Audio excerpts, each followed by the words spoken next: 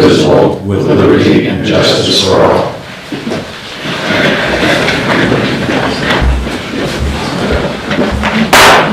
Our meeting to order. Minutes, Resolution 2524 to accept the minutes of May 7th, 2025. So moved. Discussion? All in favor? Yes, right, we're here. One abstention. And our workshop, our first order of workshop is to discuss commissioners' meeting schedule, going from 2 meetings a month to 1 meeting every 3 weeks. This is my baby, so I won't spend a lot of time. You speak, yeah. Busy schedule, but You say we have a busy schedule. and there don't seem to be any ill effects. We're required to meet once a month, and it seems to me that things are running very smoothly and efficiently now, and this might be a good chance, at least to try it out on a provisional basis for a year to see whether or not this works well. To meet every 3 weeks instead of every 2. That way, our employees, the county employees that come down to meetings, they'll be able to spend more time at work and not have to come to meetings constantly. And the same is true for the rest of us. But I'm sure we can get all the work that we have to do done in an efficient manner on such a schedule. So I'd like to try it out. Any potential pitfalls you see, Tim? So I prepared just an example for you, and if you tried a trial period from July 2nd through the end of the year, and you'd land on January 7th either way. Just if you do it every 2 weeks or twice a month like you currently do, you'd have 13 meetings during that same time period, where if you do every 3 weeks, you'll have 10 meetings during that same time period. I talked with Tracy about this before in regards to warrants and accounts payable. People do get into the routine of getting paid every 2 weeks for our vendors and so forth. So that would stretch because we need your signatures. So you'd either have to make an arrangement where you keep the warrant schedule as it is, and we just ask 3 commissioners to come in and sign on the off weeks, or we stretch out the warrant period to once every 3 weeks. It's not the end of the world. Right now, 4 times a year, you have a 3-week gap anyhow. You've got a 3-week gap coming up in July, October, and December this year, just the way the calendar falls on Wednesdays. So it's not the end of the world. If you were to try it, I would recommend trying it for 6 months. So.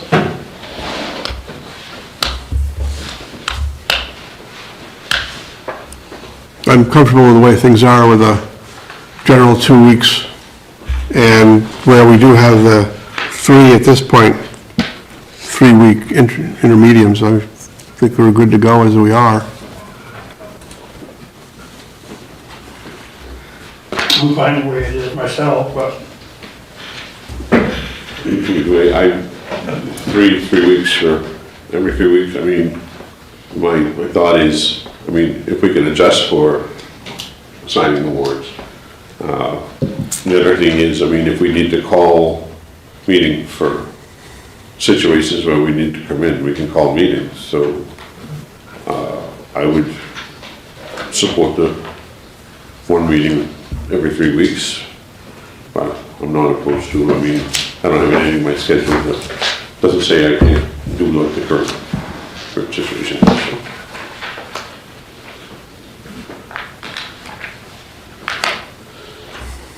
Any remarks, Joel? Thoughts? Doesn't seem like it's a big, certainly not the end of the world, right? End of the world at every 3 weeks, and looks as if we're going to be doing every 3 weeks a few times anyway for the next 12 months. So I would favor the ALSA plan as it's been dubbed. I'm glad to have your support. I figured I'd start strong because it's going to go downhill from here. But Well, it's not on the agenda for a vote today. No, And the other guys responded with our vendors, so I think the county credit is pretty good, and they're not worried about getting paid. A lot of people always wait 30 days to get paid. That's what bills I get, so I don't. David? we get stuck paying late fees. My concern is if you go to 3 weeks in between meetings, I'd like to keep the 2-week schedule with the warrants, so people can come in and sign. Pay late fees after 2 weeks? Well, just See, depending on how. when we get them and when they hit our warrant schedule and when they receive them Right. are not 2 weeks apart. Yeah, I would agree with Dave, make sure that we get those things signed. John and I are available to sign anyway. Didn't guess that. John and I are available to sign in between the warrants. Maybe we just put it to a vote next time? See whether we, or We can put it, we can add a resolution. Yeah, The next meeting. of course. we do that today, or? No, let's, We'll Next put it in on- my opinion, let's add that. Okay. We'll do it next, on the next agenda. I would like to follow up on Dave's recommendation, just check with Tracy and Dave and the jail to see how many utility-type bills we would end up paying fees on. Sometimes with like the water district, they'll automatically put a late fee on, but we don't pay it. Waste management automatically puts a late fee on, but we don't pay that, because they understand the municipal structure of the warrants. Usually we have to call, I have to call Waste Management and let them know, reduce, and they'll take it off, but it's not the easiest thing to do over the phone. Yeah, if we can avoid doing that, that would be Okay. So, in June, we'll tackle this again. Second order of business is to discuss the sheriff's office policy on forfeited weapons. Sheriff? I did not put this on the agenda, so. Okay, I think we're just a continuing discussion. Well, I had asked for it to be on the agenda.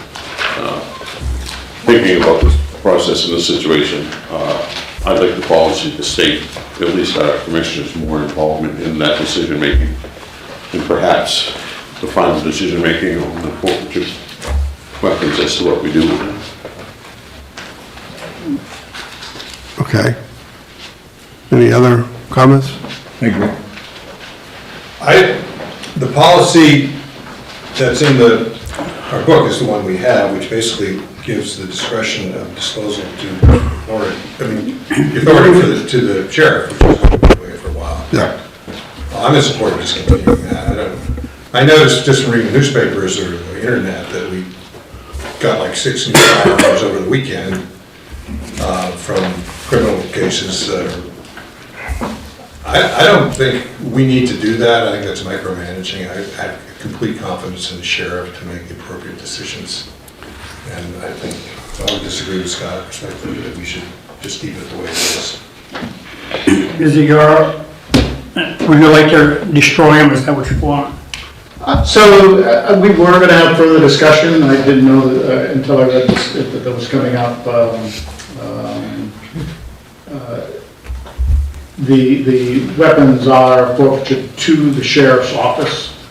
Does that mean we cannot have discussion moving forward? We can. If you, and I'll leave it at that. I mean, I'm open to that discussion. But philosophically, I've changed over the years. I feel that if a weapon was used, that, how would I feel if a weapon was used to commit a crime, that my family member was involved, that I'd want that gun to be back out. Now, the gun has no feelings, I understand all of that, but I personally wouldn't want that gun back in circulation. You're not gonna find a stronger Second Amendment guy than me. They make a bazillion guns. I just think philosophically it's wrong. Am I open up to discussion? I sure am. But and I'll leave it at that at this point.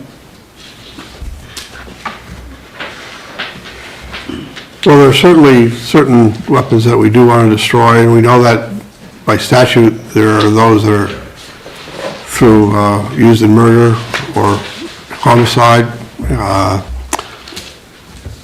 So one thing I would like to propose is that we buy a plasma cutter so that the sheriff's department can dispose of those types of weapon immediately.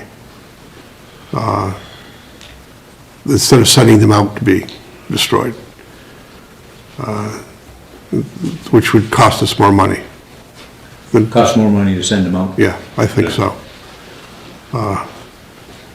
And we know that there are certain weapons that have had their serial numbers removed or attempted to be removed, so they're unreasonable. Those guns can be at least dismantled.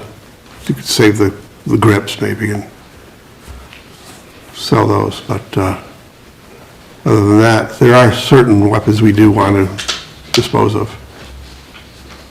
I think this is the third or fourth time this has come up as an agenda item for a workshop. It seems that we got to get up the schneid on this thing and either vote it up or down. I mean, this policy, should we have a resolution that says we wish to continue this in effect, or does somebody want to propose a different policy in writing that we could vote up or down and put this day to bed? Did you have something that you, an idea of a policy? Well, I mean, obviously, what is statute, and that's fine. What is not a firearm that can be restored and auctioned off, all those other things. I just think, and I partly thought about this because of the sheriff's functions, and I understand that, I truly do. But this is an opportunity to make money and put it back into that department for things that, and I just think that we should have a piece of the say in that, collectively working together, but And I agree with you. I think that we should too. Previously, and why we put this policy in writing is that the sheriff had been, had an agreement, he was taking some of the weapons and turning them in for credit, which was fine. But when the Oxford sheriff ran up against his commissioners, we decided back then to put this policy in.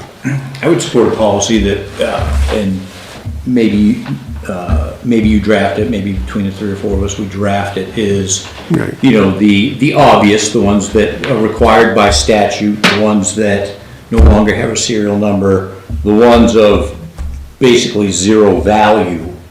Right. Those are a no-brainer, those get taken care of under the current policy.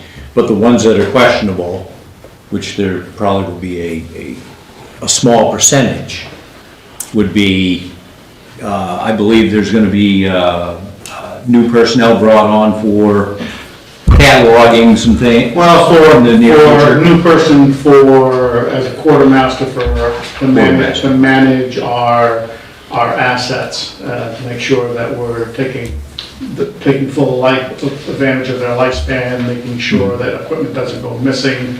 That will be that main person's job.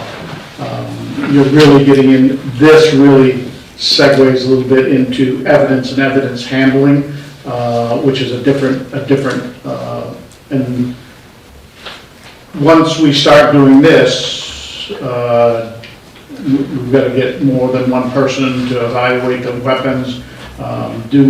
Is there a state statute that's, and I don't know this right now, is there a state statute that says that, how we dispose of the weapons if we in fact, and I'm not quite there yet about selling the weapons, because the comment of, the profit, so you say, I think is minimal at best, but there would be a lot of, we'd have to find out procedurally how we do this, if that's what we do. And this all may become moot anyway, because there is a bill at legislature that is, that's not been determined yet, so. no, I know, I'm just saying that why it may all become moot anyway because of this Right. bill, which is not made final And then, and voted on. Well, the point I would make is this. As a commissioner at these meetings, I don't want to spend any time reviewing a list of firearms and directing you, the sheriff, as to what to do with any particular firearm. We're going to be doing that. We're going to change our meeting schedule again. We can meet once every couple of days, I guess. Because there's thousands every month. It's Thousands. not, I just don't see, I don't think it's really what we do. I don't think it's necessary. We have a perfectly capable public, duly elected sheriff who does a very good job, in my opinion, and I'm sure, I rely on him to exercise his discretion and good judgment to dispose of his firearms, period. I don't think we need to get involved. Well, we can draft something up and see what we've got. Sounds like a good plan. All right, thank you. Thank you. Number 3 is to discuss proposed land conservation project along the Appalachian Trail in Bald Mountain Township. So Commissioners, I would like to introduce Lynette Batt. And Lynette, you can put your chair right up here if you'd like, so you can have a discussion with her. She's the one that provided all the handouts that you were asking me questions about that I couldn't answer for you. So that's why she's here. So if you want to give a brief overview of the idea. Great, thanks, Tim. Hello, Lynette Batt. I am a senior project manager with a national nonprofit organization, the Trust for Public Land. So we have a Maine-based office, and I myself am based out of Farmington. I work on land conservation projects across western Maine, and this is a project we have in Somerset County. So the reason we're here in the ask, I'll just cut to the chase and then we'll go into the background. So the request is to get a no objection letter from the county for this project. There's about $2.1 million of federal funding that's on the line that we had applied for about 2 years ago, and it's been a long process to get it onto the list to get funded. It is now slated to get funded this year, and we had a very last minute request. A new process came up within this particular grant program that requires the county and the state to both provide no objections to the project. So that's the request. The state has already provided a no objection letter. And actually, I want to point out, I think, is he still on? Yes, Ed Clark from National Park Service is on Zoom. He is the superintendent for the Appalachian Trail. Ed, I don't know if you're able to talk over Zoom. I can give a quick overview and then turn it to you to add any comments, if that sounds good. And I'm That's good, you guys can hear me. Yep, we hear you fine, thank you. Great. Thank you for having us today. So I'll give an overview of the project, and then Ed, if you want to jump in and fill in any blanks, that would be great. So the project is about 1,845 acres of land on Moxie Pond. It's currently privately owned by Weyerhaeuser. They're interested in selling it to the National Park Service to add to the Appalachian Trail. So it's about 5 miles of the Appalachian Trail that this property borders, and it would further help buffer the trail. Another major component of the project is there's an ATV and snowmobile trail. Bald Mountain Trail runs through this property, and it's a key north to south connector, as I'm sure many of you know. So a part of this project would be to convey an easement on that trail to permanently protect it for motorized use to the state prior to the land going to the National Park Service. So that would lock in that trail. If that doesn't happen, the trail could be shut down potentially in the future, and if it gets sold to another conservation entity, we don't know what the outcome would be, but that's part of this arrangement that we've worked out. There's, let's see, just overall benefits, recreation-based economic benefits in Somerset County. I'm sure you're all very familiar with, you know, the economic benefits that recreation brings, both from the Appalachian Trail and, you know, motorized recreation throughout the county. And I just want to underscore, this really is a one-time opportunity to get this funding. Because this was a new requirement that came up very last minute, there's a reasonably good chance that if we don't get the county's, I won't even say support on it, but no objection on the project, that we won't get the funding and we'll have to walk away from the project entirely, and then that leaves a question mark as to the future of it. I thought that the tax impact question was likely to come up, so I went ahead and did some digging just to educate myself, frankly, on kind of big picture, what does conservation land in the county look like, and what does that tax footprint look like. So for this project specifically, and I'm looking at the handout that I gave that has Moxie Pond project at the top. Apologize, there's a lot of material. So the Moxie Pond project handout is for today. I should have dated it for today. And in the middle, it says project tax impact. So this particular parcel is in tree growth. It generates about $3,000 a year in taxes, so that would be a tax revenue loss to the county. It's about 0.02% of the total tax commitment. And I want to emphasize, this is for the county's budget, or what's shown as the tax commitment in the county's budget. Not, and I may have misstated this, not the total taxes for the county, but the portion of it that goes to the county's actual budget is 0.02%. And about 0.14%, a little over 0.1% of the amount generated from the unorganized territory portion. So then, and you may or may not want to discuss this today, it's totally fine, but I just wanted you to have the information that I was able to put together. But about a third of the county is conserved, so that's a lot. 32% of the county is conservation land. But what I want to point out is of that, 22% is private land with conservation easements that still pay taxes. In 95+% of the cases, the same amount of tax that they would otherwise pay because that land was already enrolled in current use. So that's not a change to taxes. 5% of that 32% is owned by private land trusts, so also private land. So 27% total is private of the 32%. I contacted the Nature Conservancy, who's the primary landowner of the majority of that 5%, and they opt to pay taxes or a fee in lieu of taxes, a payment in lieu of taxes. So those are still paying taxes. So it's about 5% of the land in the county total that is state and federal that is not paying taxes. And of that, only 0.25% is federal, is National Park Service, and that's all along the Appalachian Trail. So that's all to say that there's not a lot of land that is off the tax roll from conservation generally, and only 0.25%. And that's just of the acreage. So that's not talking about the total commitment amount. When I looked at the total commitment amount, it was about 1% of the land, of the total valuation of land that is in state and federal ownership that is off the tax roll. So about 1% of the tax base is off the tax roll, which I did not put on here. And then I also just did a quick look at the last 10 years, and that's in the supporting materials in one of the tables at the back.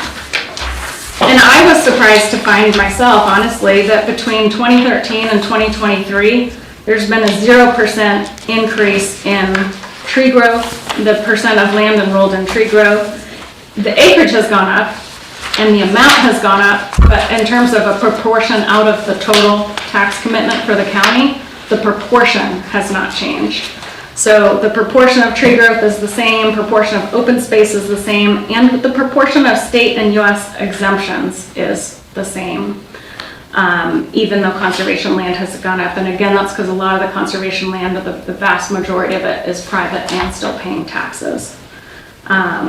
So that was just kind of some contextual background that I thought might be helpful as you all look at this.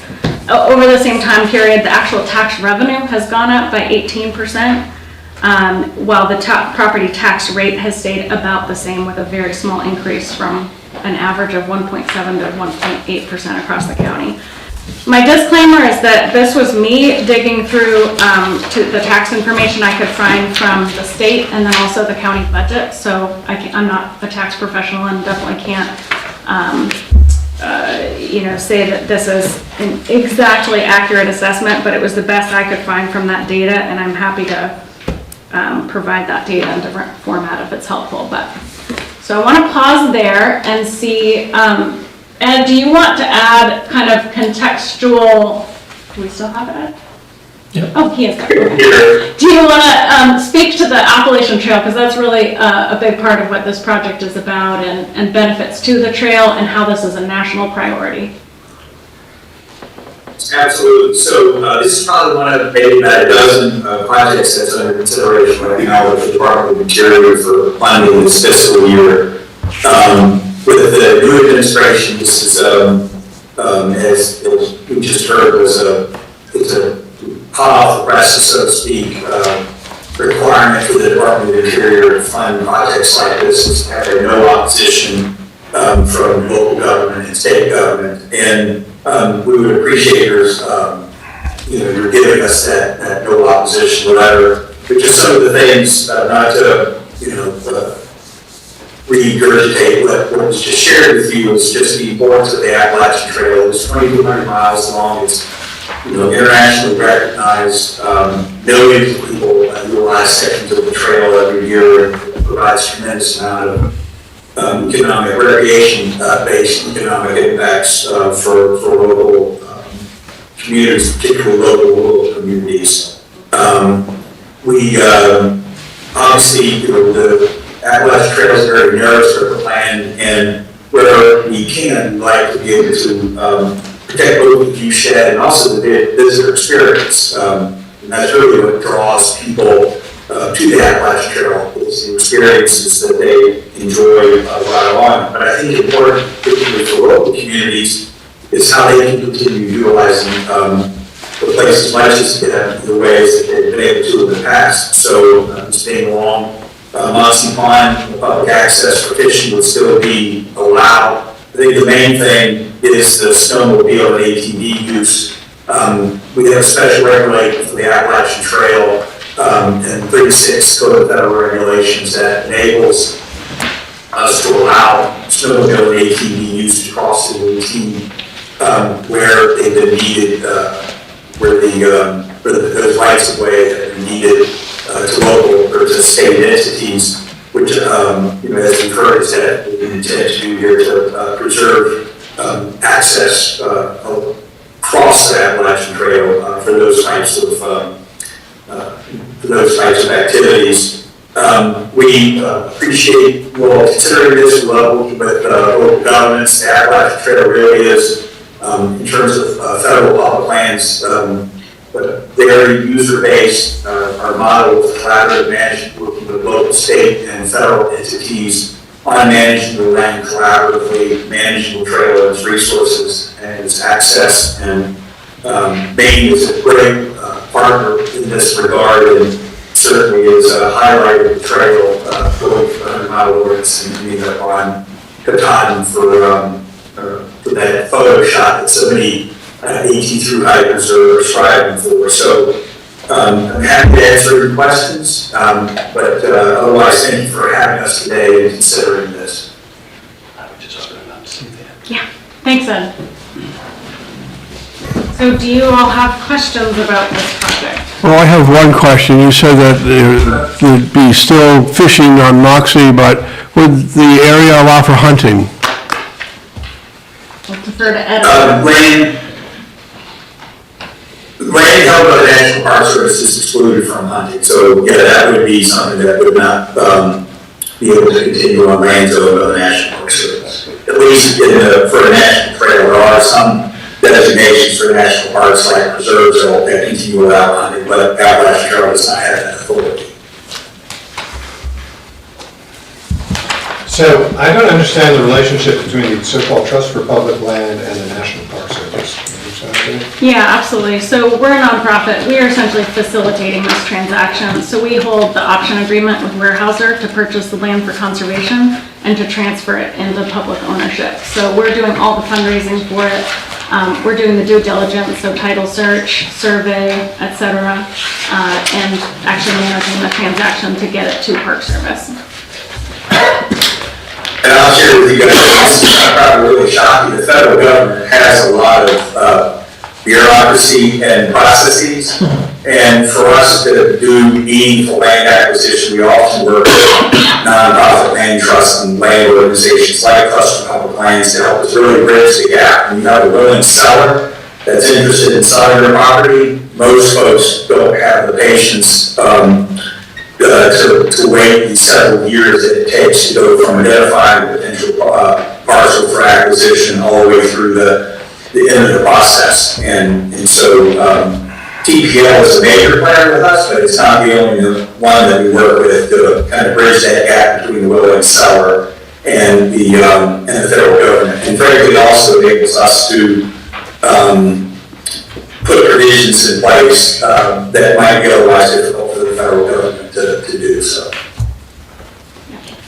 So no formal relationship, we're totally independent, private, 501c3 nonprofit. But you don't hold land yourself. We do not, no, we try not to. Sometimes sometimes we'll purchase a piece of land and hold it until we can transfer it into whatever the final takeout, whether it's a land trust, or state government, local government. We do a lot of work with towns and counties.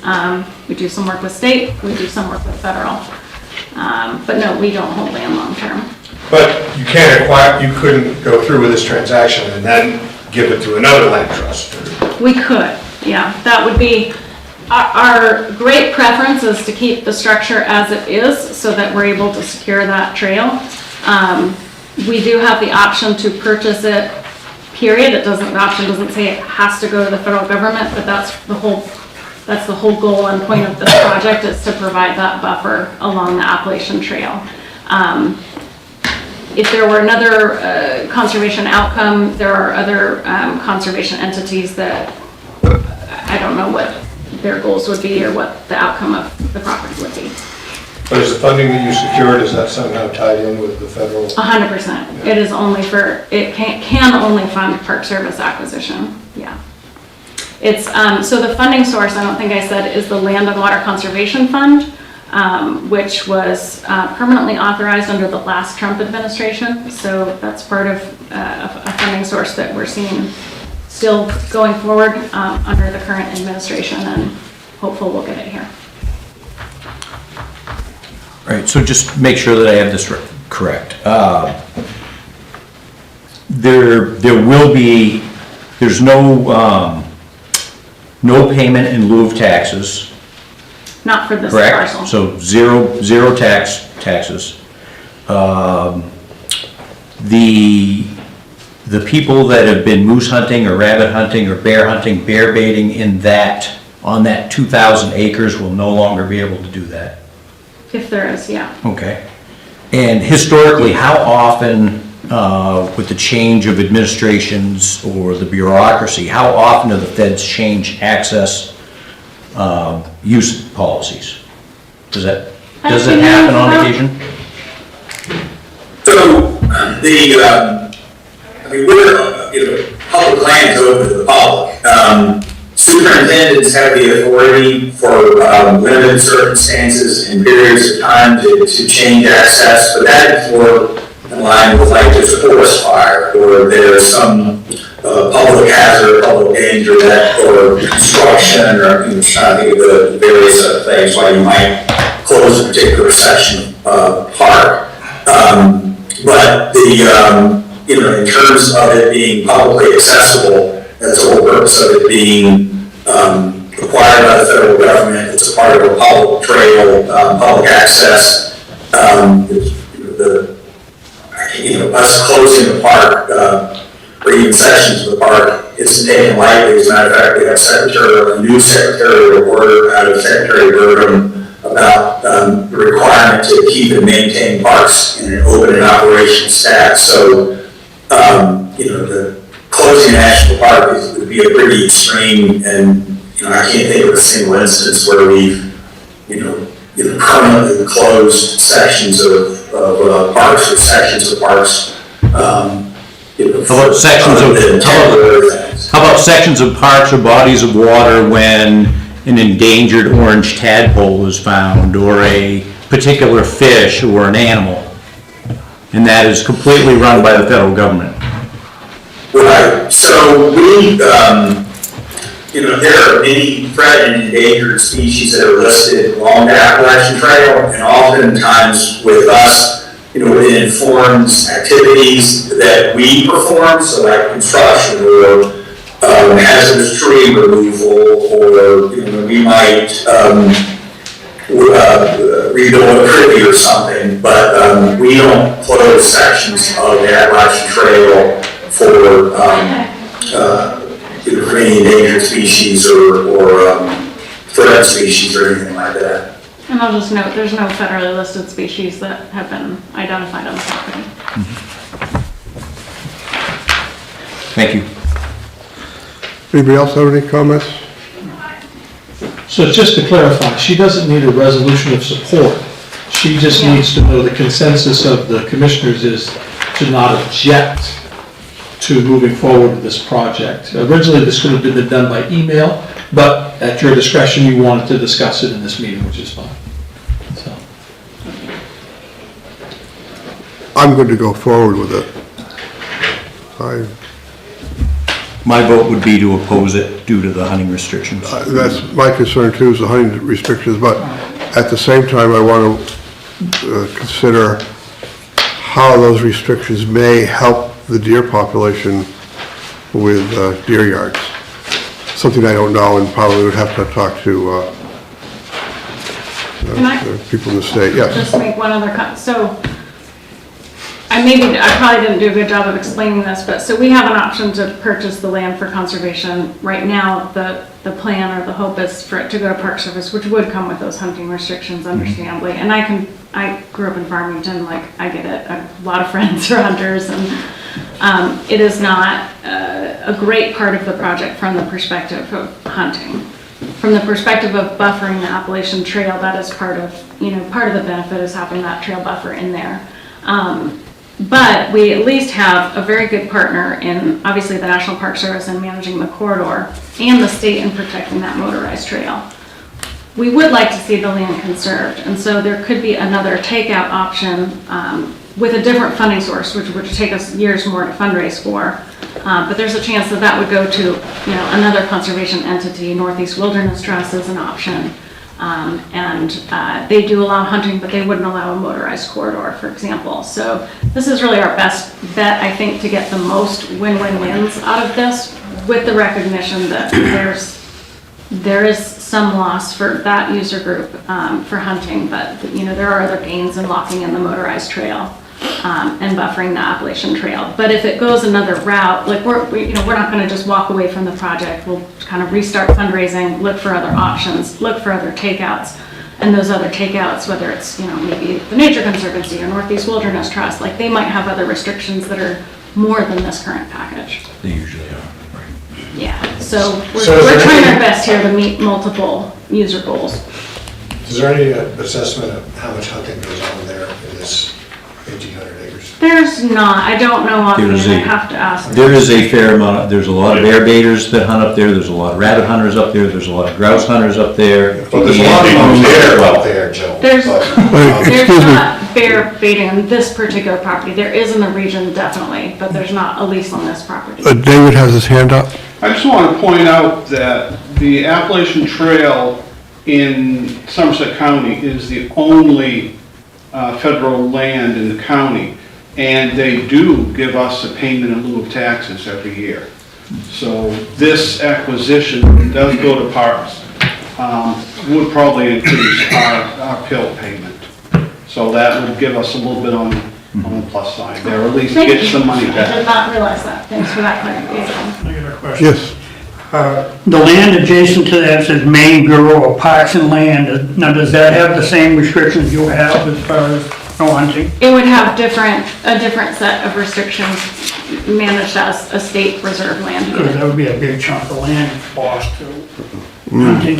Well, yeah, this is your document. Yeah. All the green is currently Appalachia. Is this The dark green is, federal conservation lands? yeah, exactly. So there's no hunting on any of this area? Yeah, but on the blue, on the Maine Bureau of Parks and Land, so this was a prior phase, everything that's to the east, so the dark green and the blue, and then the light green. So the light green is Maine Appalachian Trail Land Trust, which is a nonprofit partner. The blue is the state, and the darker green is federal.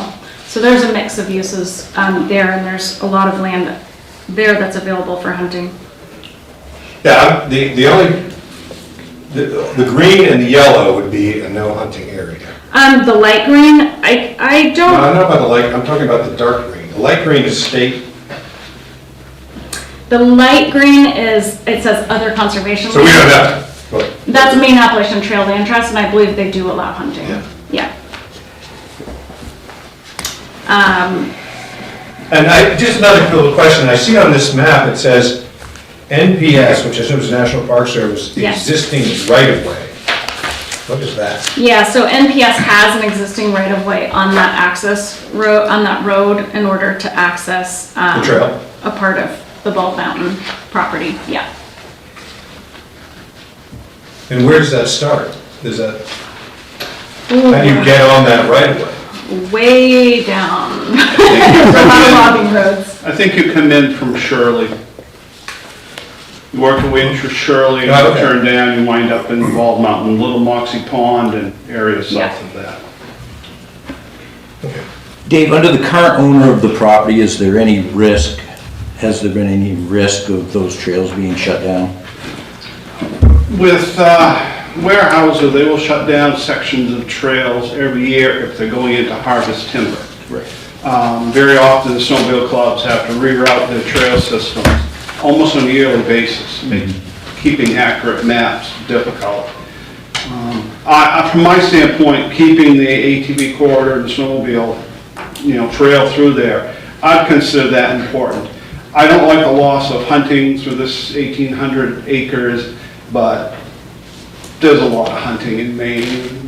This is an area that people can, the ones that do hunt there can just hunt either further south or further north.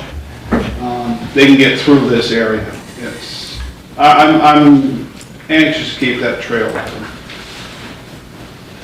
Do we take it? But outside of Take a stop. during the short harvest season of that particular plot of land, where, my experience with warehouses, they've been Yeah, I haven't really good seen outside of that, and them. it's safety. Yeah, I mean, I know they don't generally like ATVs. No landowner likes ATVs on their property. Usually snowmobiles don't have a problem with their trails. But Weyerhaeuser, if we have a designated corridor trail system that they're in now, I don't think Weyerhaeuser is going to come out and try to shut that down. They haven't. So to me, the negative is the loss of hunting, but there's positives also. So I would lean towards the motorized trail staying open. It is a major connector through there.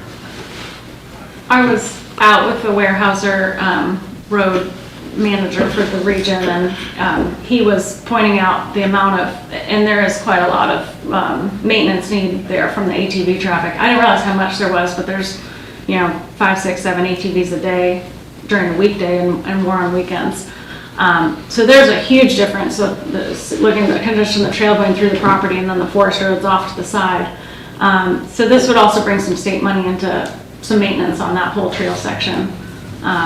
So he was encouraged by that, but they're not real happy about the amount of ATV traffic. Whether they close it down, I don't know, but they were pretty, he was surprised at the amount of degradation from it. They did say they would not grant a trail easement themselves without this project. So are we putting this to a vote now, or what? I take a straw poll because that way she'll know where she stands. And we don't need a resolution, so we could just say yea or nay. If you recall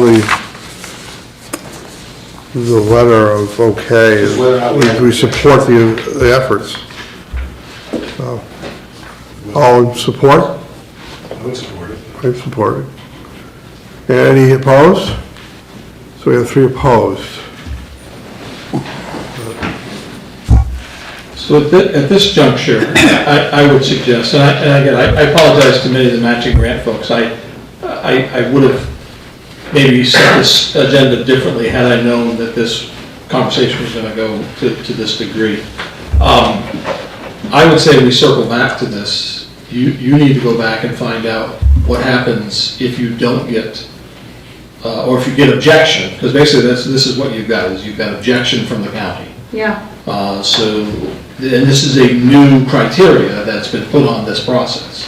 Yeah. So I'd suggest that you and I touch base and follow up on what the next steps are, if any, in this regard. Ed, can you speak to that? I don't know if you can see the vote, but 3 of the commissioners did vote not in support.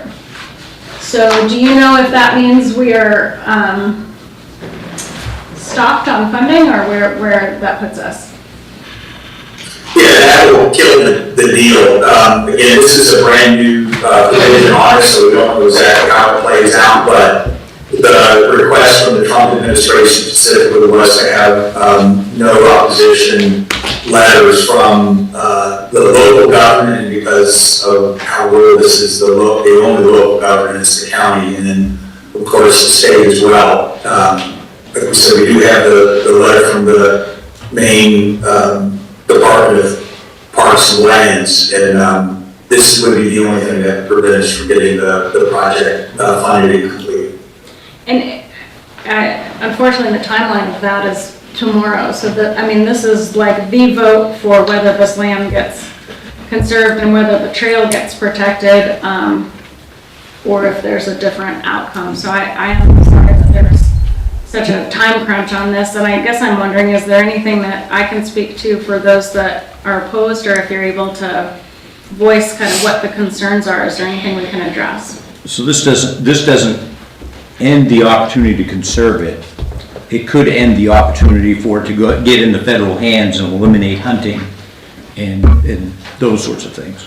Well, it might end the opportunity to conserve it. I mean, we've spent 2 years on this fundraising, and put a lot of staff time and other, private philanthropy costs into this. So, I don't know the answer to that, to be honest. Well, I thought you were just saying earlier that you had other avenues, plus there are other organizations that could conserve this as opposed to going to the federal. There could Which be, would likely get rid of the ATV trail. Could be. which would likely get rid of the ATV trail. I think there could be, but we don't know the answer to that. So it's an unknown outcome. Weyerhaeuser has sought to work with us as the preferred conservation partner. This is what they want to do as private landowners and private sellers. They have an agreement to sell this at fair market value. So this is a big business deal for them, and something that's important to their bottom line. So in that respect, is there a possibility of breaking out a portion of the property that would help preserve the Appalachian Trail, and at the same time conserve the remainder of the land that would include hunting? Yeah, we don't have the funding sources for that. So this, again, the Land and Water Conservation Fund can only go to support a federal acquisition. So that's, that's where we are with the project structure. Is there, yeah. I had a hand back, Richard. I think the question for you folks to consider is, for the three that oppose right now, is it the hunting factor? And if it's the hunting factor, then we're talking for nothing, because it's not going to change under this current mechanism, and that would just send a summary message that we're not going to support the conservation of this land if we put hunting restrictions on it. I'm thinking that might be the sentiment, but that would give her a clear message that this partnership just won't work on this parcel of land. I'd like to know how much hunting goes on in that particular area, which is bordered on one side by Moxie Pond, on the south side by the Appalachian Trail, for which no hunting is allowed. And it's not that big a parcel. I'm just wondering, it's not as if we're shutting off the entire North Maine woods to hunting. There's a trade-off, as Dave has pointed out. This locks down the snowmobile trail, ATV trail. The money, the revenue loss is fairly minimal.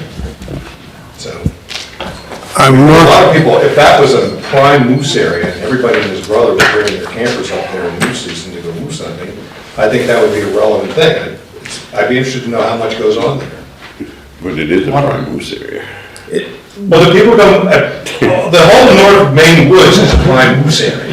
Who wants to try to Do people actually go there? It seems to be bordered by, one, a lake, which you can't drive your camper over, two, the Appalachian Trail, which you can't drive your camper over. I don't know, and a very long road from Shirley. I don't know how many people go in there to hunt. I'd be interested to know that. Maybe that would change some minds here, if we found out that very little of it is used for hunting. I mean, it's all Beirut, Wagner to the north, it's all Weyerhaeuser to the south, Bureau of Parks and Lands allows hunting to the east. So there are a lot of other hunting lands. I think, folks use their ATVs to get to these hunting grounds, so I think that, the corridor, keeping that open is important. how much hunting happens on the property, I don't know. I haven't seen hunters out there the handful of times I've been out there. But obviously people do hunt on that property. I just don't know the amount of that use and how much of an impact that would be versus having it through a corridor for ATVs and snowmobiles. Christian? Yeah, it's not as black and white as this, but I think you have to ask yourself, do you want this to be shut down for hunting, or do you want it to potentially be shut down for trail access? Because Yeah. Weyerhaeuser is going to be unloading a lot of their property in the next few years. So this will keep coming up, I think. But, economically, what's a bigger driver, a trail system, ideally year-round, or hunting? You could argue both. It's outdoor recreation, though. And I think you just said it. Most of these hunters are using this trail to get into those areas. No one's trekking 10 miles each way through the woods anymore. So I just want to, I don't think it's that black and white, but you want to shut it down for hunting or potentially trail access, you could look at it that way. And then going off, right, so we're talking about guaranteed shutting off for hunting, possible shut off for trail access. Well, I can find that out from Weyerhaeuser because they might be upset about the deal falling apart. I don't know what the format will be. We hear that all the time when people propose Sunday hunting or something like that. We're gonna shut our property off, and And the reality is, for me, it's not just the shutting off of hunting. Right. When you're in situations like this, whoever is taking control of this has the freedom to restrict anything and everything they want to from that point on, and I won't ever promote something like that. Maine is one of the few states where Weyerhaeuser allows anyone on their property. Really just. They've been great. Relationship with They've been great. so it's unfortunate, right? Yeah, a lot of that's got to do with, the traditions and being a good neighbor, those sorts of things, so. And that could change overnight. And so can the policies for the federal government on Probably not. use and access. No, in 3 years maybe. Well, so the easement, just to be clear, for the trail, the easement would be a permanent easement held by the state, so they would have full control over that corridor. That wouldn't be able to be shut down. Are there other? I get the idea of shutting down a national park, particularly a rural section like this. I mean, to say that would be extreme is an understatement. The American public would go nuts if sections of parks and parks are closed. I mean, we see a dialogue going on right now where there's fear of the divesting of park service, some of the units that own park service, and that's even just I don't even know if there's been an official proposal, but even just the concept gets folks worked up. So the trails will love millions of people a year, internationally known, in terms of public access. They have shut. And with all due respect, I don't think anyone's worried about anyone shutting this off. The concern is that the federal government's wisdom does not allow hunting on this land. If the federal government has some discretion to allow hunting in accordance with state law on this property, like the rest of Maine, that would probably move this forward rather quickly. But unfortunately, you're telling us that it doesn't. So that seems to be the situation. Yeah, that's in the enabling legislation of the National Park Service from 2016 that impacts every national park. It has been in place since the Park Service has been in existence. So it's not unique to the Appalachian Trail. Acadia, you couldn't. I think the cotton is a preserve, so I think they do have It's a mix. some there, but other Shenandoah or Smokies or Yellowstone, all of those are great.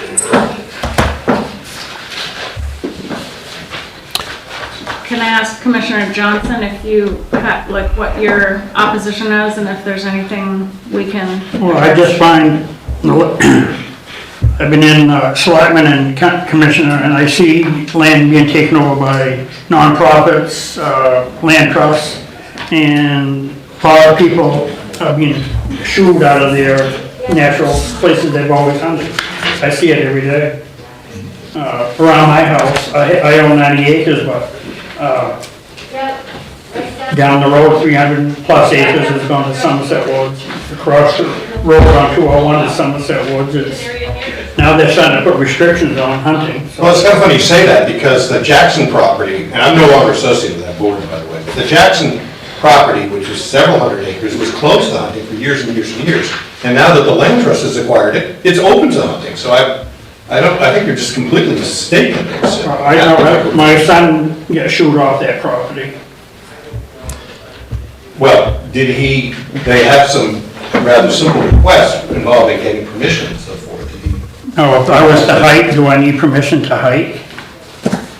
There's a lot of property owners that welcome hunters onto their property, but ask that they get permission first. It's not a real big So thing. I think Sid is referring to this fairly long-term erosion of access to property for a lot of us Mainers, whether it's solar farms now, it's wind turbines, it's conservation groups. And I agree with you, and that's not gonna stop. There's more property owner pressure, money coming up from the south to buy land up here, which is viewed as relatively cheap, and close it off to public access. We're gonna be facing that for years. A lot of these land trusts, which people seem to disapprove of, And are actually helping stem that tide. to Commissioner Johnson's point, though, I think, obviously I'm biased in that this is my project and I want it to move forward, and but I am trying to look at it at all angles, and we will try to continue with the project. It is an unknown what the takeout would be if it's another conservation group, and what the restrictions would be, whether there would be hunting.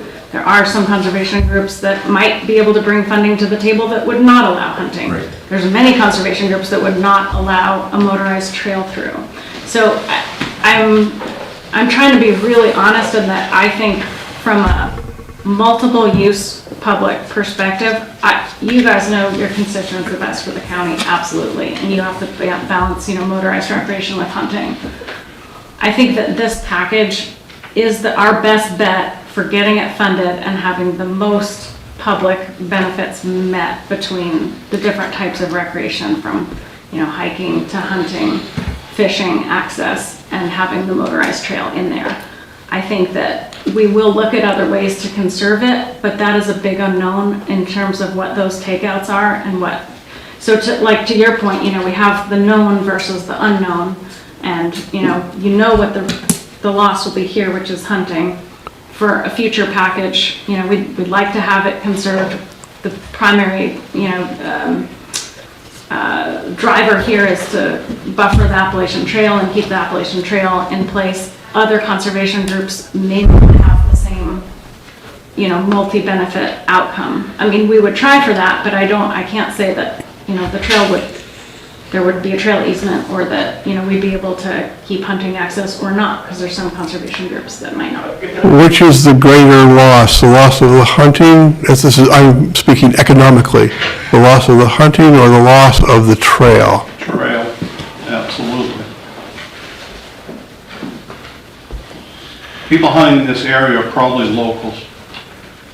That would be my guess. Whereas the trails bringing people in from all over New England.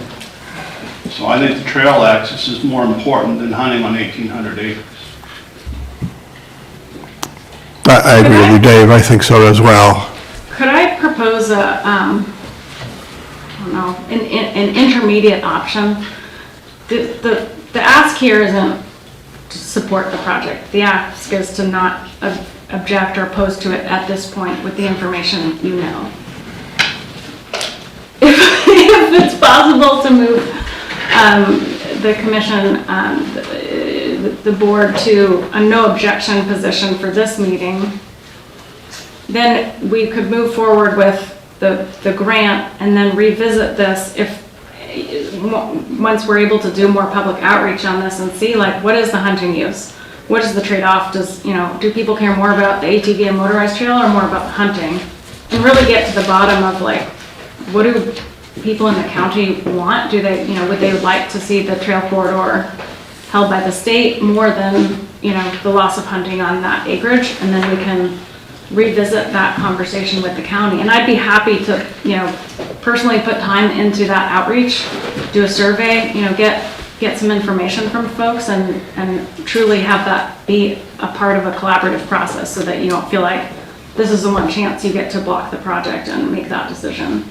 What is the deadline you're up against tomorrow? What is that deadline? It's to get, then it's tomorrow, and to get a no objection email. It doesn't even have to be a formal letter of vote, but just saying, an email from the county saying they don't currently object to the project. But why is the deadline tomorrow?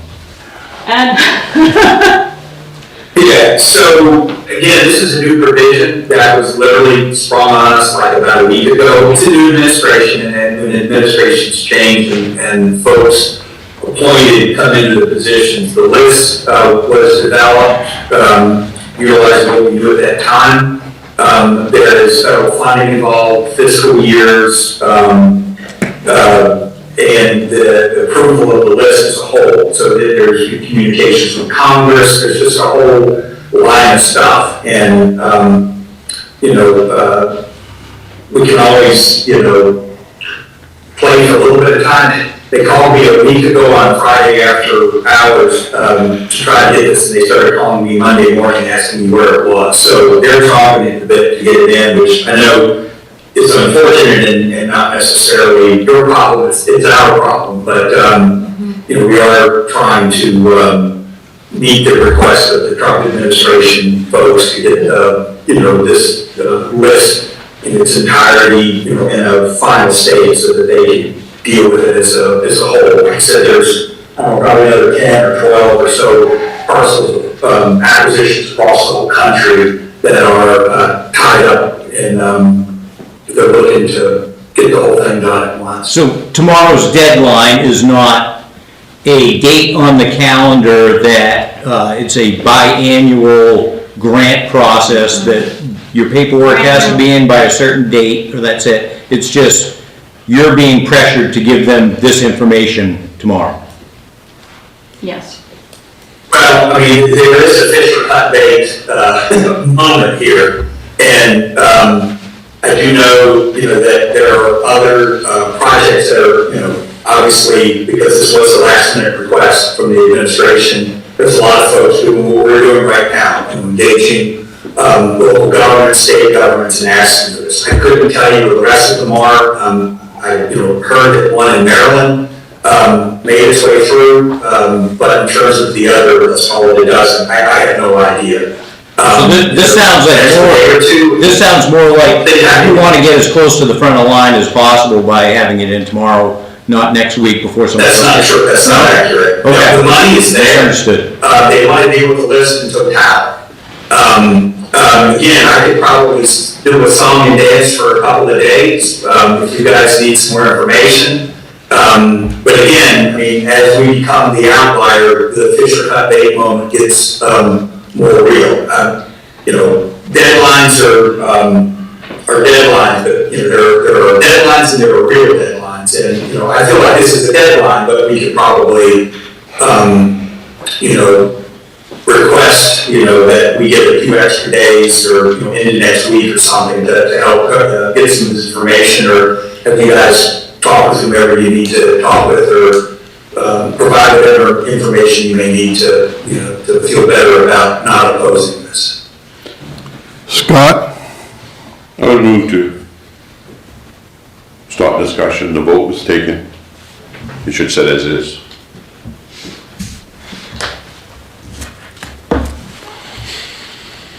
I guess that we are all set. You don't want to reconsider? We need a couple more days. I want to know, this whole area right here looks like it state-owned or nationally protected. I'm afraid that we're going to cut off 10,000 acres for hunting. It doesn't necessarily look it, but it looks like we cut off 1,800 acres. We already know this is going to be, Yeah, but you also got. well, that's the state. Well, I need to find out whether we can. So you want to wait a few days and Tim can give us a You call? can do a phone survey. Well, So you're asking about like the land around the lake, because we don't know, because the green on the map is no hunting. Well, what I would suggest at this juncture, because everyone, and this is my fault, because I thought this was going to be a much shorter discussion, because I thought it was going to be primarily about trail access, and I didn't anticipate the hunting question. My apologies, and my apologies to the 20 people who have come to talk about their matching grants. I should have moved the matching grants higher, but I didn't realize we were going to be here an hour. I would suggest that at this juncture, we stop this conversation. I think maybe perhaps a couple of commissioners that might want to come and gather more information from Lynette, we could arrange that in the next couple of days so that you have an opportunity to sit down and have your questions answered. I think we can do that outside of the meeting and kind of wrap this up at this juncture here. I'd like to give Lynette the extra days to get that information, and I imagine that Sam would have some of that information, Sportsman I was Alliance. a fan of, you gotta make up your mind right now. Yeah. We don't have the information. I'm all for following your suggestion. Yeah, okay, so we're good for now. Well, that will put you in the hot seat, and you will do your homework. Thank you all for listening, considering, appreciate it. Thank you, Great, thank you. And now we are on to my agenda, if I can find it, there it is. Our discussion, initial review of the spring 2025 matching grant applications. All right, here's what I propose that we do. This is the highest amount of applications we've ever had. There's 20 applications. The timeline, I tried to expedite this so that the commissioners could collectively at least get an idea. Just to be clear to everyone, there are no final decisions on grants going to be made today. Some of our review committee has had a chance to look at these, not all. So I thought I would at least go through a quick summary of the 20 applications. If the commissioners have questions or need clarification on certain points, then there are folks here that can speak to that. Just to make it clear again, I did not intend this to be a format where every person would lobby for their grant. This is really just a question and clarification session. So the first grant on your list is from the town of Norwalk. The town of Norwalk is looking to replace their gazebo at Azula Park. They're seeking a grant of $15,000 toward an overall project cost of about $65,000. Do the commissioners have any questions, comments, concerns on that application? Do we have access to all the applications in the I believe I read through the email, all the individual comments. So like on this particular one, I would ask, is the town providing, a portion of that money? Where's the rest of the money? That sort of thing. Right, for this particular project, in their application, they said that the town has $50,000 to go toward this project, and they're asking for a grant for $15,000 Okay. To finish it. And all that was in the email that you sent. I believe I read through all of them. I might have missed this one. That's right. Okay. And Richard is here. So I appreciate your time, and I know I'm not in the business of lobbying. We have put this project up to bid in the sake of timing. I just got the proposals. My select board's going to be reviewing it in 2 hours. Our lowest proposal came in at $73,000, and that does not include electrical work. The town of Norwalk is going to be committed to putting up $75,000. So my gap is going to be the electrical and the finish work around it, which this will, we estimate, bring that all together in full picture. We have an existing gazebo. The idea behind this is that it's going to be a centerpiece to the park. We're doing music nights and things like that. So we're not looking for this handout to government. We're looking to enhance our economic development opportunities. We have 9 music nights there a summer. We're putting our money where our mouth is. We're investing in the clean water. We're investing in the docks. And so we hope that you see it not as subsidizing Norwalk's government, but creating a venue for local artists the food trucks that we invite to come that are all local, and the economic development, of people traveling through Norwich, because we're using this as a venue. So, I appreciate your time. I should say no extended lobbying. Thank you. Okay. Any other thoughts or questions on that? And just so the grant applicants know, in the past, it's not unusual for the commission to consider a smaller amount, but that, again, won't be discussed at this. Yeah, we're not talking about yay or nay. That's correct. That's great. You're just gathering more information. The second applicant is the town of Canaan, their fire department, fire and rescue. They're looking to replace air tanks. These are SCBA's, self-contained breathing apparatuses that firefighters use. And I believe, yes, are you doing 4? This 30,000 will replace three. They'll provide further. Place 3 of them. So these units are $8,000 to $10,000 each when you get all the associated equipment. I remember because I've done these grants for the FEMA grants that were out there in the past. As you know, FEMA grants are not the guarantee that they once were. So they're looking to invest $30,000 and they're asking for a $15,000 grant for these air tanks. And each apparatus is $9,465 each. They were about $7,800 10 years ago. So. And your fire and rescue, is that part of the town, or is it a It's a volunteer? municipal department, yes. Okay.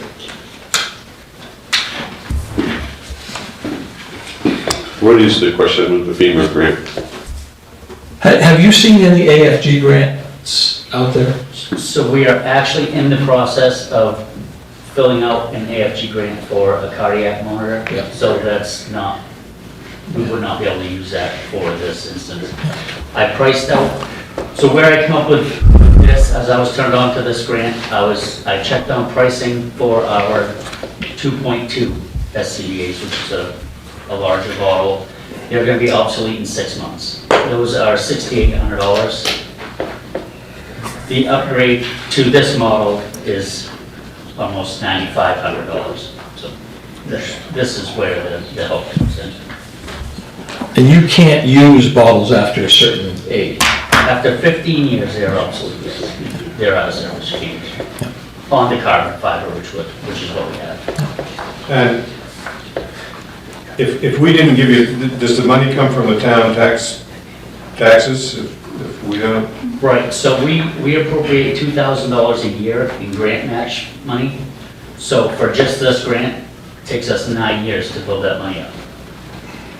Small town, small budget, so it's either we look for help or we increase the. Well, that's what I'm asking, so the alternative to us doing this is you have to go to your taxpayers and have them pay more tax. Absolutely. To pay for this service, these items. Okay. Number 3 is from the Athens Community School. In years past, we've had small requests from school districts for usually equipment that they are not able to budget for, or they're not really, their boards don't authorize them to budget for. This is cross-country ski equipment. This is a small request. They're looking to buy about $6,700 worth of cross-country ski equipment, and they'd like a matching grant of about $3,300. Any questions or thoughts or concerns?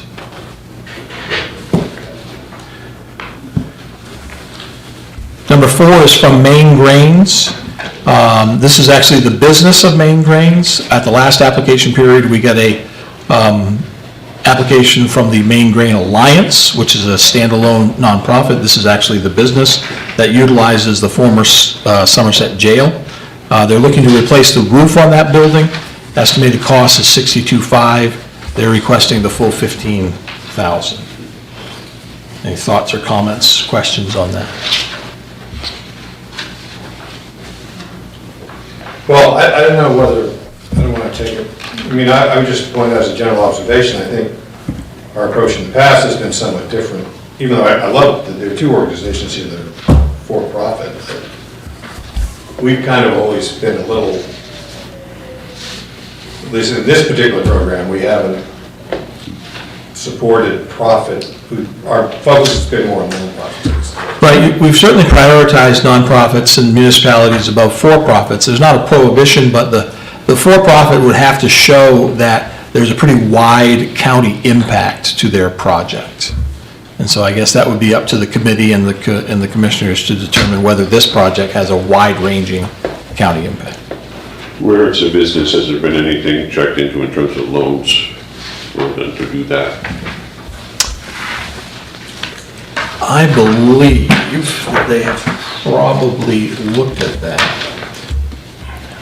Is Amber here? Is anybody here from Maine Green? Okay. They're pretty lucrative at identifying funding, that's for sure. We've run a lot of grants and loans for them. Yes, They through us over the last 15 years. But as Tim mentioned, I'm a review committee member, has not even looked at the 212 pages yet, so I can't speak to it. Is there 212 pages? I think so, that was the delay on some of this. But, So in their application, Commissioner, they did not indicate that they were borrowing money, they indicated they had cash on hand for the remaining match. So we may question, I mean, it'd be a pretty reasonable loan if they were only asking for $15,000 at a low percent to fix their roof, but just kind of echoing what John said, it's not really what we've followed suit to do. But then I keep coming back, I go circling around on this, because if we had a limited amount of funds to distribute, we'd want to really slice and dice this and try to figure out the best sort of matrix to put all these things through to get the best possible result. But where we're given a certain amount of money every year that far exceeds the sum total of these requests, you almost wonder, well, why are we? But it's not every year for eternity. No, but I'm 73, so. You want to see all the money spent before you're gone? Is that the goal? I mean, are we talking, we don't want to take it, you could say, well, we should put this all in the bank and, never spend it, but it's supposed to be spent. Yes, sir. If you do have any extra money, keep gaining. Okay. So, application number 5 is from the town of Jackman. They've been working on this paramedic health program for several years, and they're actually on the cusp of getting this done. They've got a budget of $300,000. They are utilizing several different towns. In my looking at the application here, this is something that the county should be supporting through the unorganized territories anyhow. So this is probably again, if I over tip my hand, this meets the need on a wide range of communities in our county that do not have access to resources, and it could be a good step in the door of supporting this type of thing. I don't know. So you're not saying the funding source of this should come from somewhere else, but this would be in addition. I think this is a good start. Right. And then as the program continues to get off the ground and grows, then there may be UT support that. Yeah, we pay $80,000 to $100,000 a year for the UT budget for that program. Right. So I don't know what they're asking for in this particular Just, case. well, 15,000, and again, in the application, it's basically just startup, essential costs.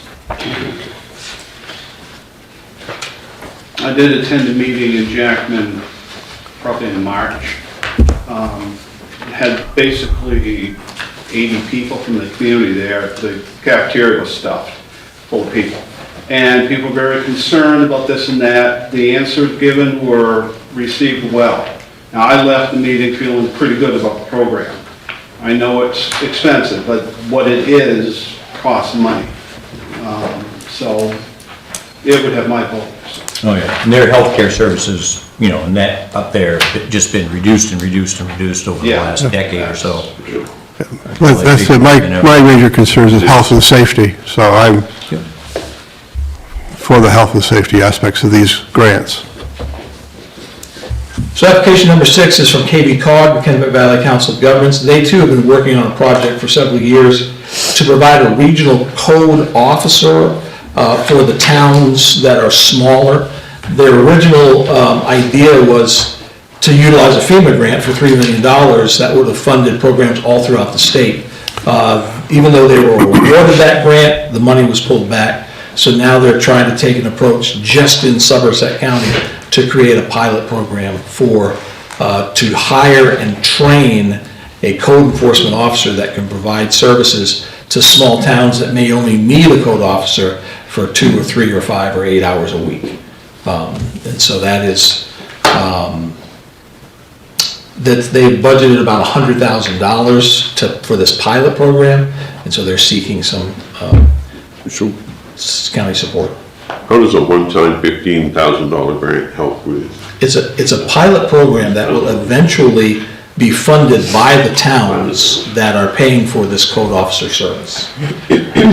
What are the towns in Somerset County that this is going to touch upon at this time?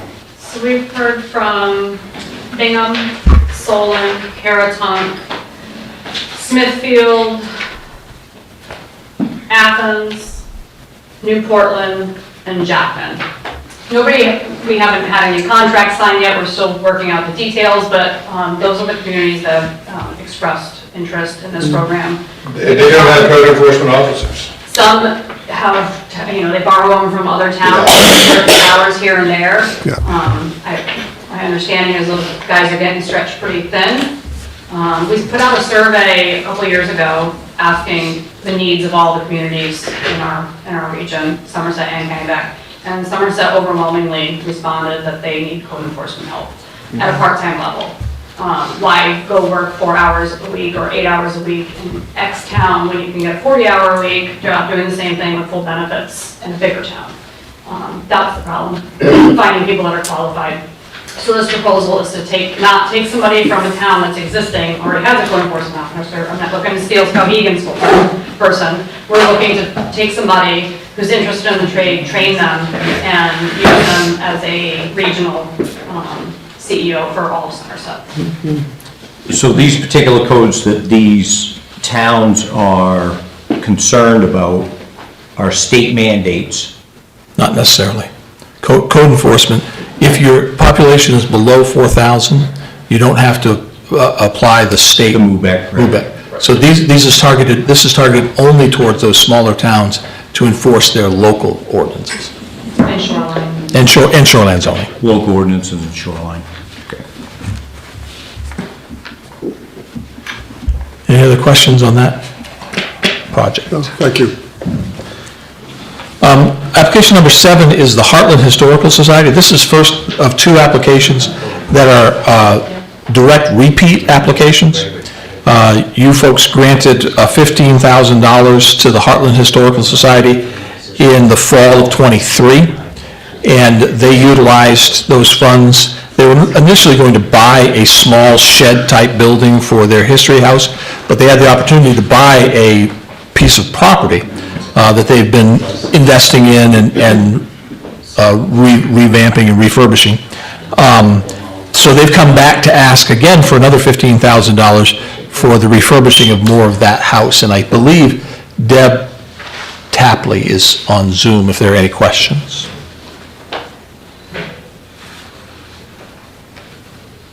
I am on Zoom. Hi, thank you for joining us. Any questions? So where does the money come from that we would be matching? We have a very aggressive fundraising group.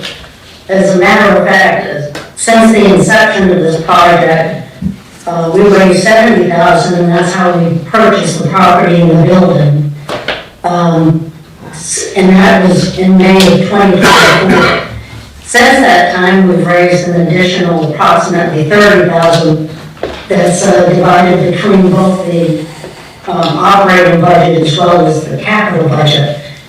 People from all over the country who have either ties or some sort of they've been through Heartland at some time, have contributed. So we've had funds come in from over 30 different states, California, Florida, of people who want to see this happen. Our goal is to have a museum, an educational center, both for Heartland as well as the surrounding areas, because of course our histories are so intertwined. So we do have the capital funds to match this in the bank. The reason that this is so critical this year is it would help us get the entire first floor opened up for museum space. Thank you. All right. So your 8th application is from Hospice Volunteers of Somerset County. This is a volunteer training program, materials, trainers. They're looking to train volunteers throughout the county. So this is another application that is more than just one locality. So they're looking to do a $30,000 training program, and they're seeking $15,000. Linda had to leave. Thanks. Any questions? No, it's another health and safety, but I support. Did the application, you would assume that they're gonna train volunteers in hospice, but it doesn't actually say that. Right, and that's their main goal. And so, yes, these would be trained hospice volunteers that can do a variety of things for people that are identified in end-of-life family situations. All right, application number 9 is from the Maine Antique Tractor Club in Norwalk. They're looking to purchase a building that can be used for club activities. This is a smaller ask. They have, the project's about $8,000. They're looking for a grant of $4,000. And I believe someone is here from the Maine Tractor Antique Club if you have questions. Is that a nonprofit club? Yes. And sort of, I have on my list, I like education, I like museums, things like that. Is that sort of a museum-like thing you've got going there? So we did put a museum up the last couple of years, and mostly for agricultural, preserving our agricultural heritage. But this building that we're asking money for it would be an outside building, a place where when we have activities, people can come and sign up and find out more about the club. And also used for, we're hoping for education of the younger people that are coming into the club. And, like little training sessions on how to run tractors and different things like that. Thank you. It's a great little group. Thank you. You're located on Route 139, the Fairfield Road? Yeah. Norwalk, yeah.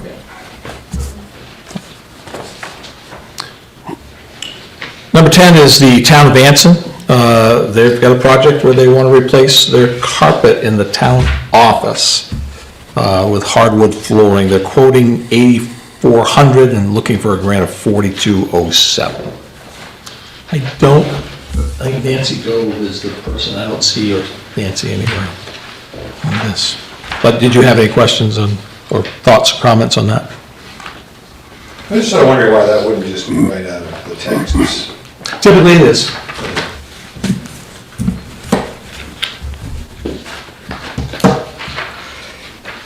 So number 11 is the other for-profit business in the applications, the Crooked Face Creamery.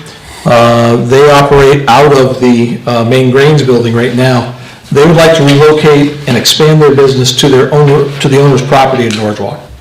Their project of building there would be about $85,000, and they're seeking grant funding of $15,000.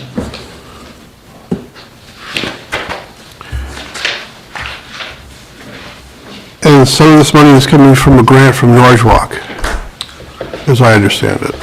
That is correct.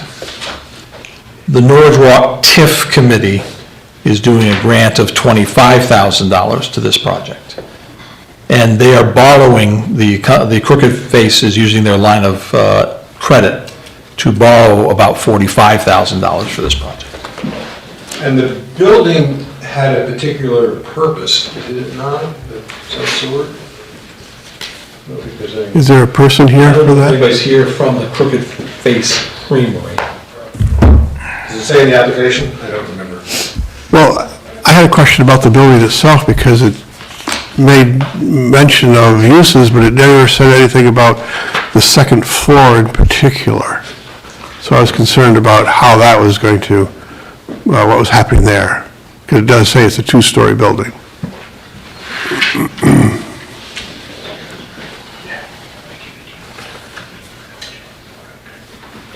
Yeah, the only thing it refers to is the new facility will help build relationships, advocate for expanded retail. Schools will be able to do field trips there where they're not able to do that in their facility now. It's just, it seems to be just a larger space. Events can be held here, so. Yeah, they want to migrate out of the granary. Right. There, where they don't have the space. And it will improve the tax base. Any other thoughts or comments? All right. So number 12 is the Abenaki Snow Riders. Their club in Madison, they're applying for a grant of $15,000. They're doing some repair to equipment, and they're doing some repair to trails and a bridge in their area. They do have representation here if you have any questions. To be clear, Abenaki is in Madison. It does not have any trails in the unorganized territory, so it doesn't qualify for any of those TIF grants that the UT trail clubs do. So any thoughts or questions or comments for Abenaki? I was just glad to see that they were going to build a better bridge. I wish they put that trail back over my lawn. That was a beautiful thing for a long time, so. The bridge that we want to repair is, we maintain ITS 87 from Ken's to the Solon line, and then with the Kennebec Valley Rail Trail opening up, this bridge is on our club trail between the two, to connect those two major trails. And you know how we've had high waters the last 2 or 3 winters.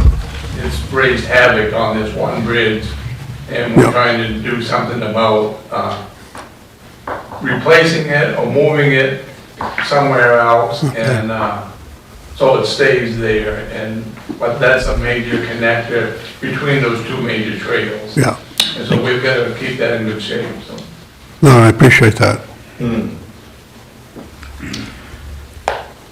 So the application number 13 is from the town of Bingham. They're looking to refurbish some community tennis courts. They've got a budget of about $65,000 for the project, and they have money on hand. They've raised an additional $25,000 for this project at town meeting, and they're seeking a $15,000 grant for the difference. I believe Drew, one of their selectmen, is available, I think. Yeah. Any questions on the Bingham tennis court? Is this are they gonna be converted to pickleball? Because I don't know. Tennis is big. I might just say pickleball is much more popular. Yeah, of course, this is usually what's happening. So, You consider. Yeah, and you guys have already given money to pickleball, so So- precedent. Drew, is there anything you can add to that regard to pickleball? Yeah, our plan is to have pickleball and tennis lines on both the 2 courts. Okay. You can go play, John. Got that one. There you go. All right. So the questions on that, number 14 is the local Margaret Chase Smith School in Skowhegan. They are replacing and updating PE, phys ed equipment. This is a smaller request. They're looking at about an $8,000 in purchases and asking for $4,000 in help. This outdoor equipment at the new school. I'll look and see if I've got some of the. Hi, this is Brenda Grant. Thank you, Brenda. Yeah, I'm the phys ed teacher at the elementary school. There is an outdoor playground, a natural outdoor playground that will already be built at the school, so this is primarily for inside equipment, but obviously some of the equipment can be taken outside to conduct some classes outside as well. And a lot of these are upgrades to PE equipment that we're all pretty familiar with from school, that is not always allocated for within school budgets. No. So you've got badminton equipment and kickball equipment, and I see there here that it says you're getting 3 dodgeballs, but I think that's a typo, they're kill balls, right? That's what we played when I was. I'm not a big deal, but I was curious, but the new school, which is a multi-million-dollar incredible thing that's going, I mean, it's amazing. And there's the old school right next to it. Are we supporting the new school with this, or the old school? The old school's coming down. I mean, is this obsolete almost as soon as they start using the new school, or is it not? Does that make sense? No. No. Not The even. new school is being torn down. Or the old schools. The old school? So this is equipment that's gonna go into the new school? Correct. Okay, thank you. Any other questions on that? I was in 5th grade when they built that school. That's old. That's wicked old. I think the No plaque, wonder they're tearing it down. the plaque says 1925, I think, when they built it. So there was steam engines. So number 15 is from the town of St. Albans. This is a fairly small project. They are looking to add and update their town docks. Every once in a while, the state will offer a used dock to a town that needs a little bit of refurbishing. So what they're proposing to do is to take that refurbished dock and build another one, so that there's 2 docks that give them access to the water in St. Albans. So it's about a $4,000 project, they're just asking for $2,000 in help.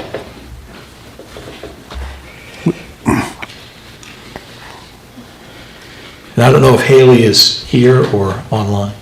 Yes, I am, right here on Zoom. There you are. Any questions from the commissioners? So I just want to make sure that you also are aware that part of this project would be the buoys as well, so we can mark the lake for those that come and visit the lake and the Long Lake. We don't want people's personal items getting destroyed. Also, volunteerism is awfully difficult these days, as a lot of municipalities are seeing, so some of that money will also go towards paying somebody to monitor and place, remove those buoys. And if we didn't give you the money, would you raise the money from town taxes to get this done? So we are able to cover the project, just looking for a little bit of assistance from the county. And this is a town dock, not a state dock, right? Not a state public access, but the town public access? Correct, it's across from Indian Lake Market, right on the Corinna Road. Yep. So then people are able to dock their boats and go over to Indian Lake Market to buy any goods, things like that, over by the park. We've put a lot of money into our lake. We've started doing annual testing on the lake to ensure that it's in good standings and anything that needs to be done for future to keep the lake in the best quality as possible, as it's one of our biggest assets in town.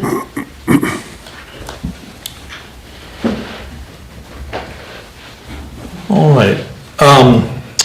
Is there anyone here from the Skowhegan Madison Elks Club, Or here, other than you? other than me? Yeah, because you're going to be here regardless. The reason I ask is I want to jump over that one to do the Madison Library one real quick for Okay, yeah. scheduling purposes. Not asking for special treatments that we have to go pick up. Oh. No problem. At daycare, or you get in big trouble if you don't show up at daycare by 5. No kidding. Yeah, I've been in that, yeah. So this is actually number 17 we're looking at right now, the Madison Public Library. If you've ever been there, you realize that they have an old concrete ramp that goes up around to allow for some access, which really is not ADA compliant. They've been working on this for several years to try to come up with a new way to get ADA access to that historical building. So I didn't know if the commissioners had any questions or concerns about. No, it's a safety and health issue, so I'm good with that. Do you know what the construction of the ramp is gonna be? Is it gonna be, We're hoping for composite wood, so that it doesn't rot, and so that if something's damaged, we can take out one piece and not have to take out the whole thing. This was poured as a curve, I'm sure for aesthetic reasons, but it was done in 1984.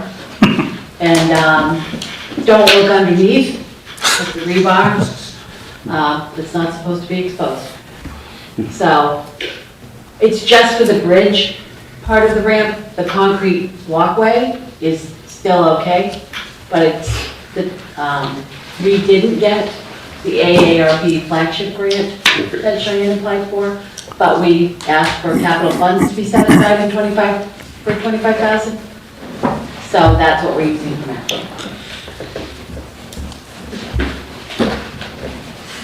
So the grant you just spoke of that you didn't get, is that separate than the ADA grants that are possible for projects? Cheyenne could speak to that directly, That was the only one that's open for this coming fiscal Right. year. Any other questions? Since Commissioner Johnson's going to be here, I'm going to keep on going. We'll come back to the Elks Club. Number 18 is the Snow Devils Snowmobile Club in St. Albans. So this is the other request that the county has already funded once. Back in the spring of '24, so a year ago, the county funded $5,000 to go toward building a storage shed. They are seeking to build an addition to that storage shed, and that's about a $14,750 project. They're seeking $7,285. I don't know if we have any Snow Devil representatives here today. Any questions, thoughts, comments? I think my thought on that is that we probably should prioritize newer situations and move away from supporting that at this point in time. Number 19 is the Mercer Historical Society, and they are looking to do some repair and repaint on their interior of their history house. It's about a $6,000 project. They're seeking a grant of $3,000. Any questions or comments or thoughts? And I am here too if you need me. Okay, thanks. That's actually the exterior building to not be inverted. Trying to sustain the structural integrity of the building, so we're looking to continue to work on that building. Okay. Any questions or comments, thoughts? All right. Where is that building, sir? Just. So it's located on what's called Main Street, so coming down of Mercer, we have one flashing light in this big town of Mercer. Turn right on Picking up my chickens over the weekend, so. down what we call the village. Yeah. And you guys were kind to help us with some monies, and we did some heat pump work, and we came up with some fundraisers, did some exterior windows because they're falling off, but now we've got paint chipping and falling off the exterior building, so. So it's right down there, as you go down the hill in that little section. That's correct. Okay. Right where that flowing is from the bottom. Got it, okay, thanks. Yeah. Number 20 is from the Forts Chamber of Commerce, and I believe Scarlett's online if you have any questions. They're looking to do a tourism promotion with videos and photos for the area. It's a $15,000 project. They're looking for about $76,000, $78,000 in a matching grant. So I didn't know if you had any questions for Scarlett.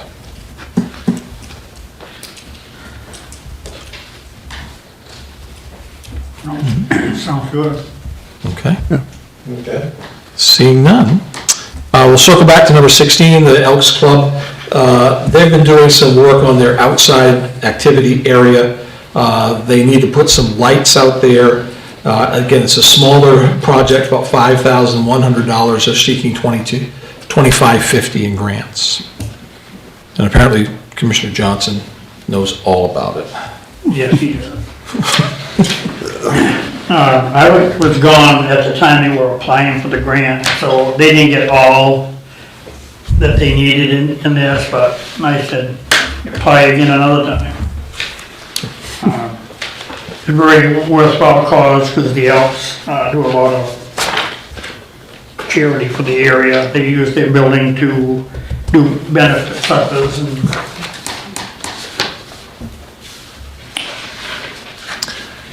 Okay, so that concludes the 20 applications. I look to the direction of the commission, how do you want to move forward? Do you have enough information, you need to think on it more? Or by the next meeting in June, would you like resolutions on each one? Are you ready for that? I'll be ready to vote on it. Okay. Yeah, Okay. we're ready for that. What's available for funding for grants? So to Commissioner Alsop's point, the county receives about $300,000 a year in community benefit from the wind tower project up in Bingham. They utilize that money for other things, but typically they set aside about $150,000 total. All right. So I think that closes it out for now. We'll put resolutions on the next meeting. Thank you to everybody that came with patiently waiting. We learned a whole lot about government easements. So, Thank everybody for coming, appreciate it. Thank you. Our next workshop item is to open bids for roof replacement at the Rockwood Fire Station. Oh, yeah. Opening the bid. Okay. That is correct. Notice they didn't give me a nice or any input to, Opening the bid. yeah, I'm opening the bid. That's okay, I'm good right now, thank you though. I have my sharp fingers. Can guide you up to the Rockwood Fire Station sometime if you want to go up. Yeah, we know, a good navigation. This time. You'll end up in Canada. And then we'll let you back in. I have a bid from Williams Construction Company. Strip off existing shingles on the north side of the building down to wooden deck. Replace 4 sheets of plywood to then cover with ice barrier, ice and water barrier shield. Place drip edge, eaves and rakes on the Is that bad? north side. I can't read his writing that well. 35-year architectural shingles. Install new boots for the vents. And the amount for the bid is $8,630. Less than I was expecting. I was thinking it was gonna be like 6 digits. No, that's what I would charge, you go all the way there. I'm telling the story, I've had dealing with a company. Williams Construction Company, they are out of Bloor. Present a bunch of. Jared Williams. Yeah, Angie's List. Fair bid, really. That's a good bid. People from New Jersey called me about this job. Wow. So I move we accept the bid, is that what we're doing? It was just that one? There's a resolution. There's a resolution later on, Commissioner Alsop. Well, it's coming right up there, Yeah. take it out of order. Do you know the, If you could do it out of order, that'd be good, because I have to be in West Fork by 6. any chance you know the contractor date? I move we take it out of order. Any chance you know the contractor? Second that. I do not. Or we It's not have to- available. No, these people from Brewer. I have a motion and a second on the floor to move item, resolution 2577, 76. or 2577, to accept the bid for roof replacement. 77. Okay, Is that okay? that's fine, I'll figure it out. Okay. 76 is something else. You're correct, my bad. And all in favor of moving the agenda item to the top?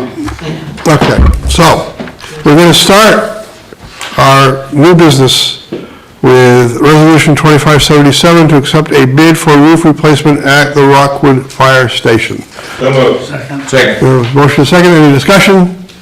All in favor? To go, thank you. We have all this in our capital account, so that's helpful. It's all there. Yep. Thank you very much, gentlemen. I'll do it for my next So, meeting. Thanks for your patience. thank you, Dave, for your help and input. Thanks for 2 hours for a 5-minute job.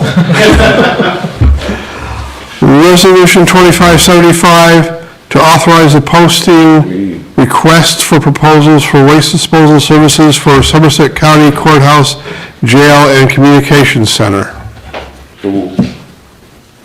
Second. Discussion? All in favor?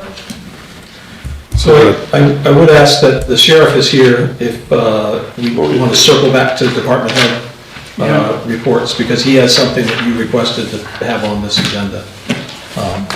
We'll do that right now. Department heads. So, last, you wanted a presentation from Betsy, and so we brought Betsy here so she could give you a quick presentation. Oh, yes, thank you. On what she's doing at the sheriff's office and the collaboration between us and Somerset County. Wonderful, thank you. You're on. I'm on, all right. I believe at the last meeting you were given a handout, a brief summary of the work that I've been doing. So I kind of broke it down since I do community work and work doing post-overdose follow-up with the deputies. So I broke it down in terms of kind of some of the strategies that I've been using, deputy referrals, community outreach, and then I provided a success story of kind of what's been going on. So this was looking at from January 1st to April 30th. So in terms of, some of those strategies, doing the post-overdose follow-ups from deputies, and part of that is I staff a community walk-in center in Bingham on Fridays from 12 to 4, where people can come in and just get connected to resources and services, whatever it is that they may need. I also provide Narcan education and distribution to community members or to community partners all around Somerset County. Some of those places have been out in Heartland, Mercer, the PAL group in Madison, which is Parents of Addicted Loved Ones. I distributed Narcan to the Winslow Food Truck, which services all of Somerset County. And then the Anson, Solon, Pittsfield, and Stark food pantries. So they all have access to Narcan to be able to hand out to their community members that come in. And then I work with community partners for care planning and creation of referral pathways for substance use treatment all around Somerset County. And I work with our EMS partners to provide them what's called yellow bags. And in their yellow bags, they have overdose, they have Narcan kits, they have wound care kits, which also provide fentanyl test strips and resources for treatment and recovery. So when EMS goes to an overdose and the people refuse to be transported, then by law now with EMS, they have to leave Narcan and local resources. So I partnered with our EMS partners to provide the Narcan and the yellow bags for them. So in terms of some of those strategies, in the last, from January 1st to April 30th, I've had 10 referrals from deputies, which that's really because our overdoses are down in the sheriff's territory. Overdoses are down. Not to say that overdoses are down in all of Somerset County. There are more overdoses that happen within Skowhegan and Fairfield are really kind of the bigger hotspots. So with those 10 referrals from deputies, I was able to make contact with 4 of them, and 3 people were provided appointments with a treatment provider, and 2 of those folks made it to their first appointment and are continuing to follow up with treatment. And then for the community outreach, I had a total of 18 referrals come in, 3 of them from the Somerset County Community Corrections Program. So if folks are on that program that need connection to treatment and resources, and I was able to get them connected to what they needed. I had 13 folks walk in to the Community Connection Center in Bingham.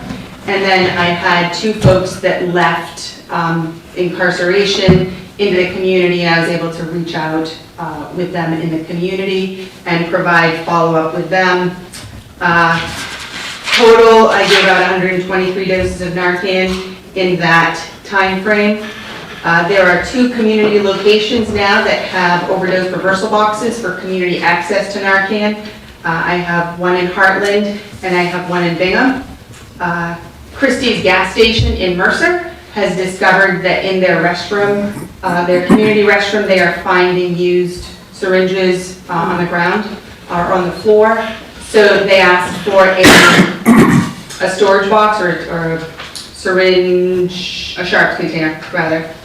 So I was able to secure them a sharps container from some of our partners that we work with, and it's been ordered, it's been delivered. So as of the end of April, they had that. And then I started providing Narcan training with a new hire orientation for the corrections officers. And then recognizing that our overdoses were down, or our calls for overdoses were down, the sheriff and I worked together to pull together a meeting between him and our EMS personnel to figure out what we can do to make sure that people are getting connected to treatment and services. And so we do have a project that we're kind of working at Reddington right now. We're just waiting for some EMS, Maine EMS to give us some support for that, or approval for that. So that's kind of been the community outreach. And then really a great success story is through one of the drug busts that the sheriff's office participated in. There was a piece at the end of the press release that if folks needed help and support, then they could reach out to me. And I actually had a community partner reach out to me, a new one, to see what we could do to partner with them to be able to be a direct line for offering treatment and recovery supports to that person, or to individuals using their organization. So, brief summary of the last 4 months. And she has an office right in the sheriff's office. Questions? Where is all the Narcan and the Narcan kits coming from? So, so it's the state supply. Okay, it comes so from the we're- state. Yep, so we get it for free. Yep, But we don't pay for it. that is correct. We pay for it before we get it. And all the other supplies, so through a HRSA grant, the University of Vermont, their Center for Rural Addiction, they provide us with any technical assistance and technical support. And because we fit their criteria for being a rural community in the Northeast, we're able to access any of their harm reduction supplies. So they were the ones that sent, they sent me the syringe box, the Sharps container for Mercer, and that's where we get all of our supplies for the wound care kits that we put together for EMS. And anybody, honestly, that need them, as well as our fentanyl test strips and our xylazine test kits. Have a rough idea of the amount of Narcan doses that are coming through our county? I have no idea. So the way the state does their supply, they have so it's a tiered system. So tier ones are 5 agencies across the state of Maine, so they have direct access. They have, their role is to train individuals and organizations as what's called a tier 2. So a tier 2 is able to go out and train community partners and distribute Narcan in the community. So there are many tier 2 distributors across Somerset County. So a question in relationship to current treatment for folks in the jail with the shot that they have.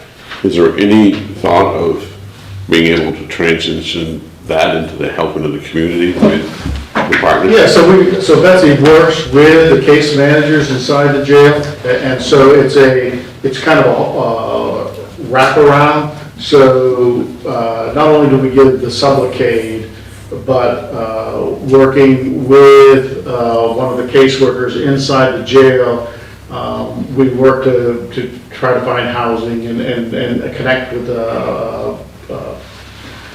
PCP, and Betsy is very instrumental in that process. She works hand in hand with the case manager to get that to happen.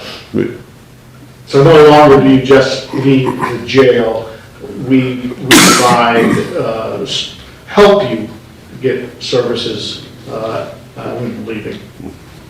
Now, again, you have a right to refuse, but we've been pretty successful thus far. Been fairly successful with making those connections. We do have, so one of the other pieces that I'm working on with kind of a different funding stream is creating a reentry program for folks leaving. Right now, we're piloting it specifically with a grant that Elaine O'Connor wrote for a residential substance abuse treatment grant. And part of that piece is doing a reentry piece and having people be connected in the community, so I'm that connection for them in the community once they release. But we're also looking at, there's specific criteria for that particular grant with the folks that we work with. So the caseworker and I are working out processes for anybody that leaves the jail to be able to get them connected to me prior to their release. Either I can meet them in the jail, or we have a designated spot to meet, because I'm not available at 5 o'clock in the morning, usually when they release, to meet with them in the parking lot. You could. I could be. I could not.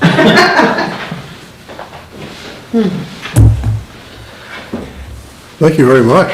Yeah. That's great. Any other questions? Really appreciate that. I'm just to let you know, I'm very happy with this partnership that we've been able to develop.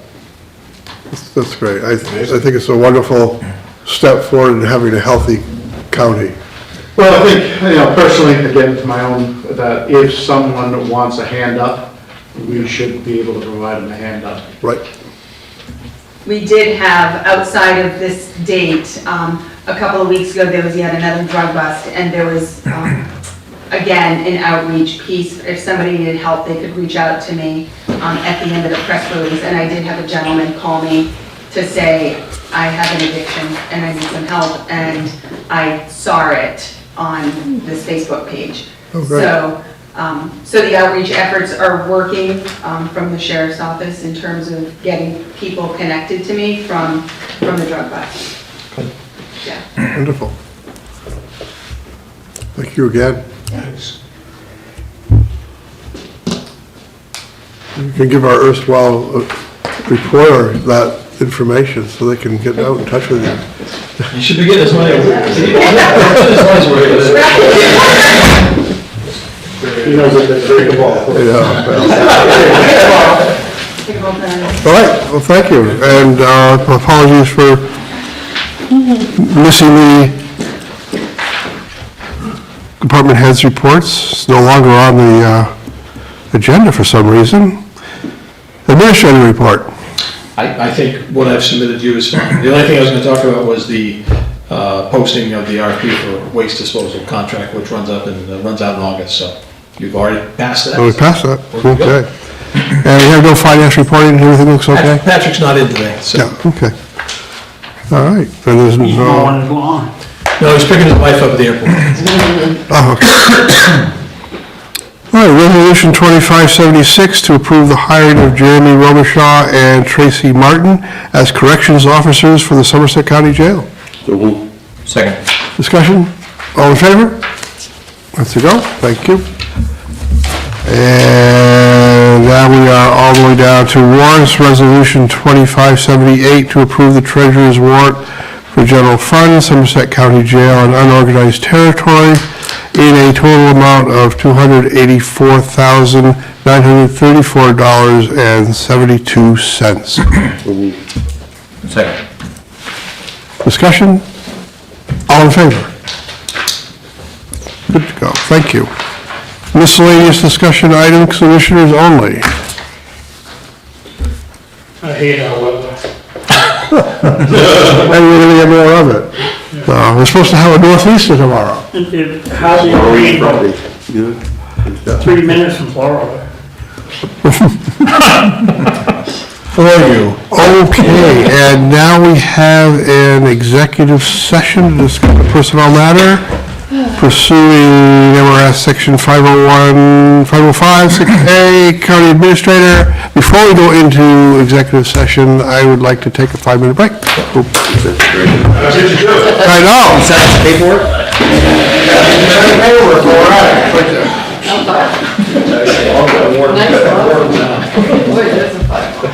We did that, but I'm going to do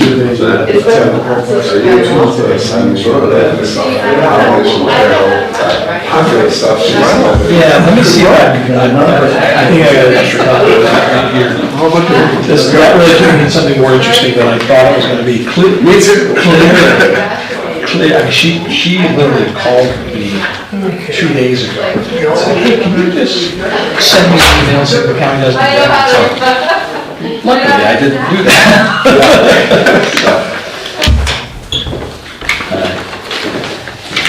I just get skeptical about these. Oh, yeah, that's my tomorrow. You hide it well, Commissioner. Yeah, I have a great poker face. Okay, great. Perfect. Thank you. Yeah, You got a piece of submitted their plan for their big So conservation. we had talked about that outside of, like, there's emails on that. Yeah. And so I think that could be like a $75,000 tax impact. Yeah. But that's part of their required permit, so there's really no, the county doesn't say that. Right. I was trying to think if it was contiguous to this, but it's not. No, that's, Further north. that's up Parla Ponds. Yeah. Jackman area. Have a good night. Thank you, Jake, you too.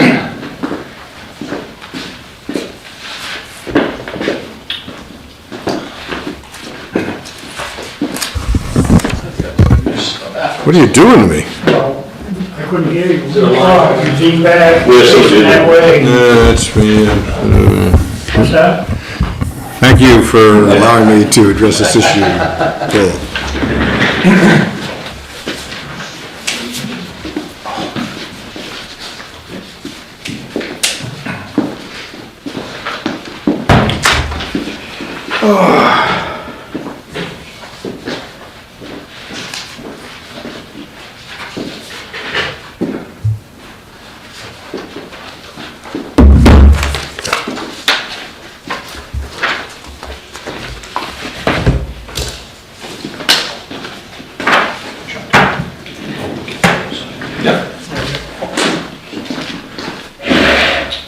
More signage?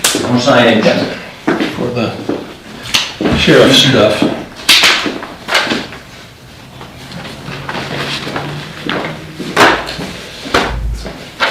That's good.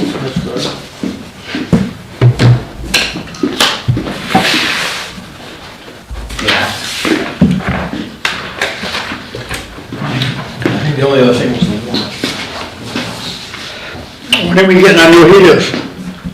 As soon as we stopped using these, we shut them off last week, and the cord flicked out. Oh, did they? They said, it has to be 68 degrees. I said, Where'd the warrants go? so. Wait for the warrants, those are two commissions. I thought you were gonna do this when I was gone. Which one? Yours. This isn't an evaluation, this is just talking about the contract. Yeah. So, you want me to do it when you were gone? Just so I could make sure that the rest of them are passed it? You'll be the only one that disagreed? No. You need to make sure you had somebody in the bag. Actually, that was one of the reasons why John wanted one meeting a month. So you do such a good job, you don't even need us. Well,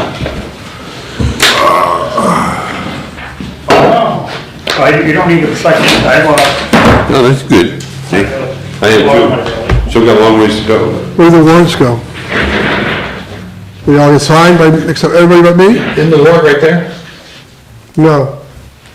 Oh, there they are, over here. Oh, those portions. You can stay afterwards. Thank you. Appreciate your permission. I don't know what John's signature looks like. I don't think. I think I did. Thank you. There. Did you sign them? Oh. There. All right, there you go.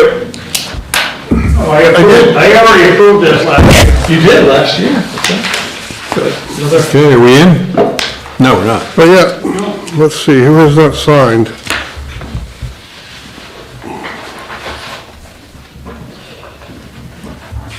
Scott on it? Scott is not on there.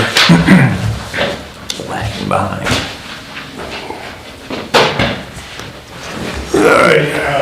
So moved. We're all ready? We ready to go into executive session? All in favor of going into executive session, say aye. Okay. Aye.